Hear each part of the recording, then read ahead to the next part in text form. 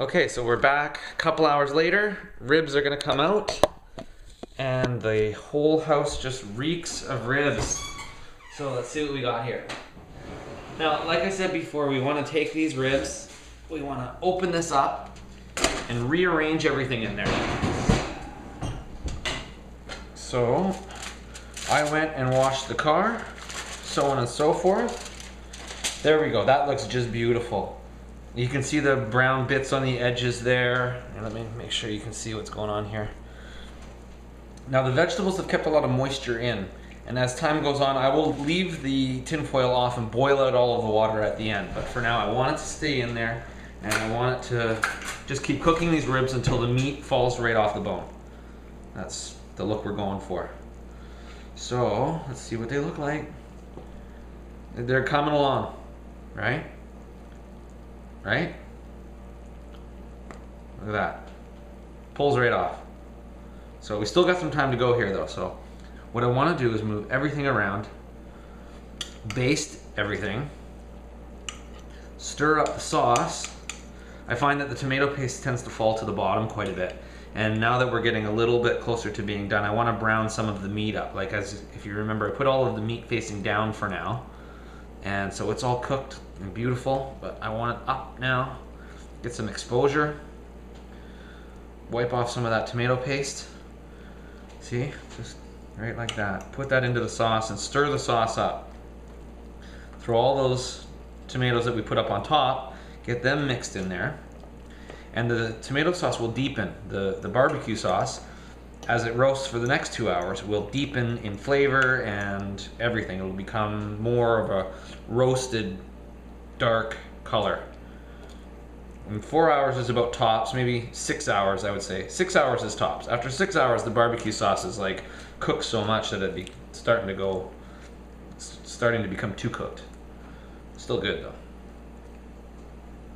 Okay, pile all those guys up over there. I mean, you could take them all off and stick them on a plate if you wanted to. That's another way to do it, but I don't need to do that. So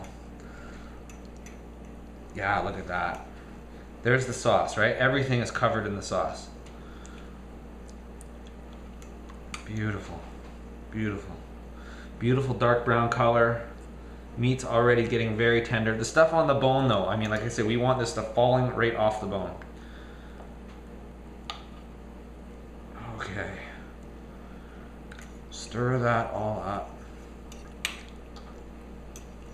And we're not ready to put it back without the tin foil on. The tin foil is going to be on it for probably another hour, hour and a half.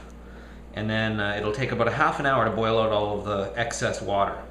And as the water boils out, you just keep basting it. That's when you get that caramelizing and candied flavor all over and stuck onto everything. It's just, that's the good stuff. Okay, so throw the potatoes on top. Get the ribs down on the bottom as best you can. And it's not as critical as it was before because they're all cooked quite well now. And once we get our tinfoil back on top, they'll just keep on cooking.